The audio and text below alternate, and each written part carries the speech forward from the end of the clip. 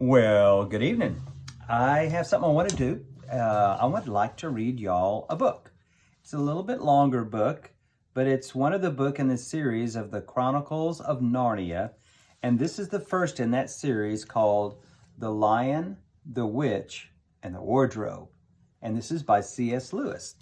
And so we'll read a couple of chapters here, but we'll at least read one, and we'll begin in chapter 1.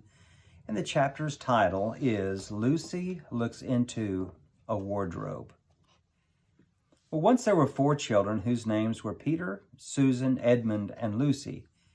This story is about something that happened to them when they were sent away from London during the war because of the air raids. They were sent to the house of an old professor who lived in the heart of the country, 10 miles from the nearest railway station and 2 miles from the nearest post office. He had no wife, and he lived in a very large house with a housekeeper named Miss Macready and 3 servants. Their names were Ivy, Margaret, and Betty, but they don't come into the story much.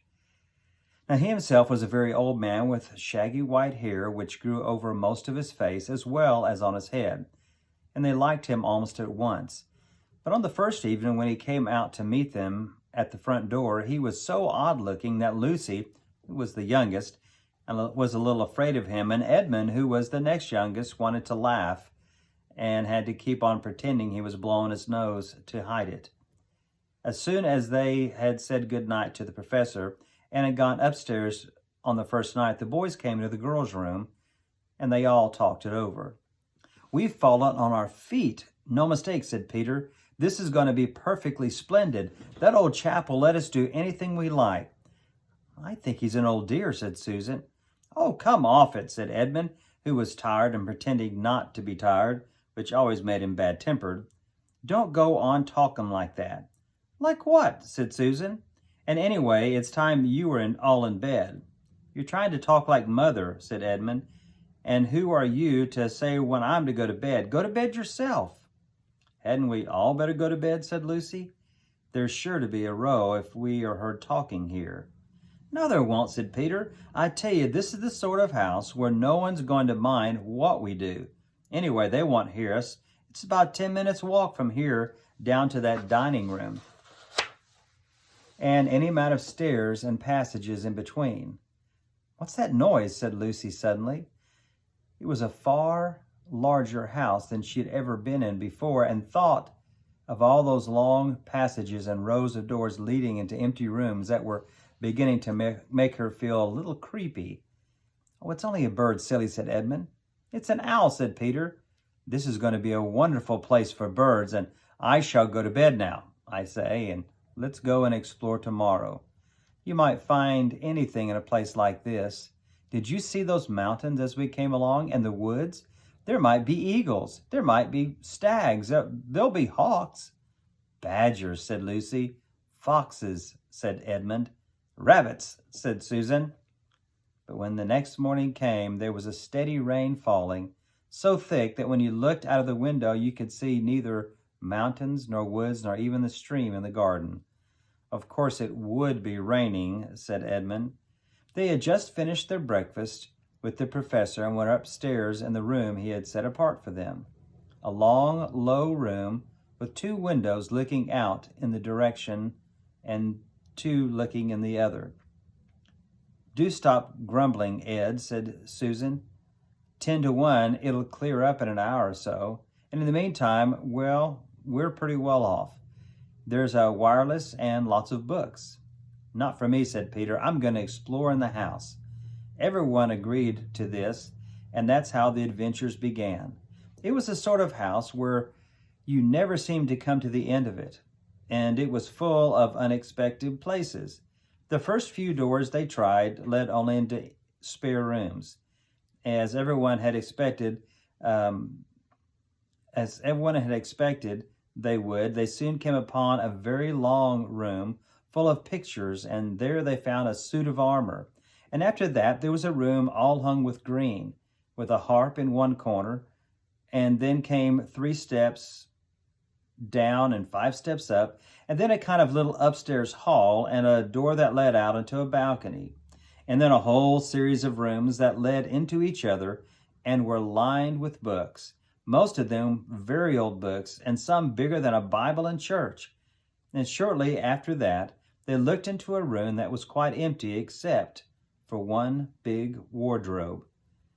The sort of thing that has a looking glass in the door. There was nothing else in the room at all except a dead blue bottle on the windowsill. "Nothing there," said Peter, and they all trooped out again, all except Lucy. She stayed behind because she thought it would be worthwhile trying the door of the wardrobe, even though she felt almost sure that it would be locked. To her surprise, it opened quite easily, and 2 mothballs dropped out. Looking into the inside, she saw several coats hanging up, mostly long fur coats. There was nothing Lucy liked so much as the smell and feel of fur. She immediately stepped into the wardrobe and got in among the coats and rubbed her face against them, leaving the door open, of course, because she knew that it is very foolish to shut oneself up in any wardrobe. Soon she went further in and found that there was a second row of coats hanging up behind the first one. And it was almost quite dark in there, and she kept her arms stretched out in front of her so as to not bump her face into the back of the wardrobe.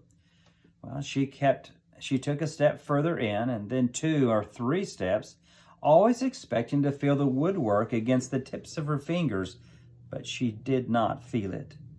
This must be a simply enormous wardrobe, thought Lucy, going still further in and pushing the soft folds of the coats aside to make room for her.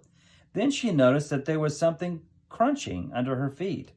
"I wonder, is that more mothballs?" she thought.